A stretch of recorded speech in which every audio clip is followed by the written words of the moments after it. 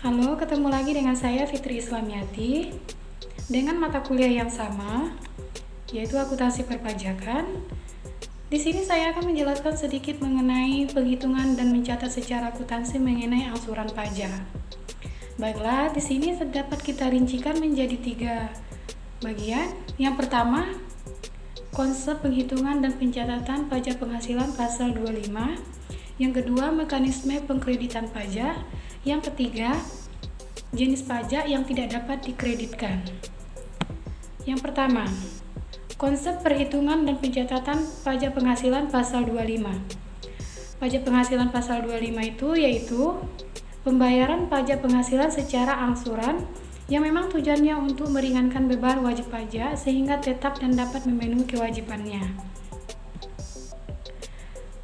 Perhitungan pajak penghasilan pasal 25 itu ada 2. Yang pertama, pajak penghasilan yang dipotong sesuai pasal 21, yaitu sesuai tarif pasal 17 ayat 1 bagi pemilik NPWP dan tambahan 20% bagi yang tidak memiliki NPWP.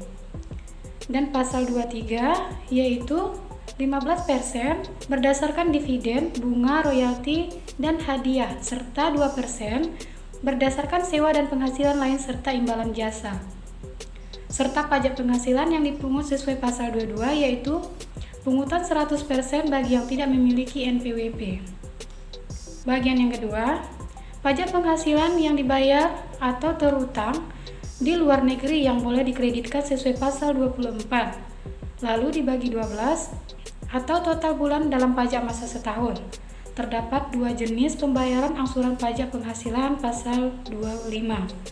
Pajak penghasilan pasal 25 untuk wajib pajak orang pribadi WPOP. Bagian yang kedua, mekanisme pengkreditan pajak.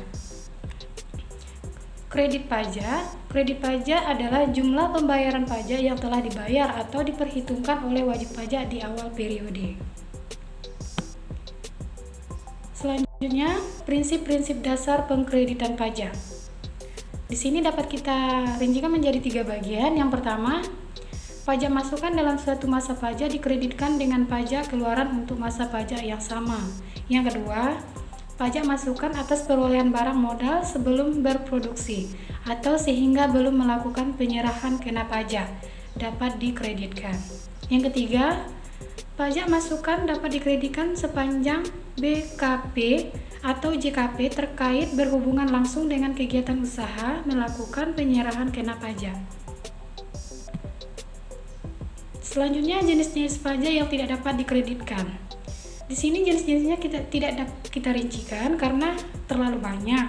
Baiklah, di sini dapat kita jelaskan dalam penghitungan PPN sangat penting bagi pengusaha kena pajak untuk mengetahui bahwa PPN atas barang kena pajak dan atau jasa kena pajak yaitu telah dibayarkan pada saat diperoleh barang kena pajak dan atau jasa kena pajak tidak semua dapat dikreditkan sebagai pajak masukan.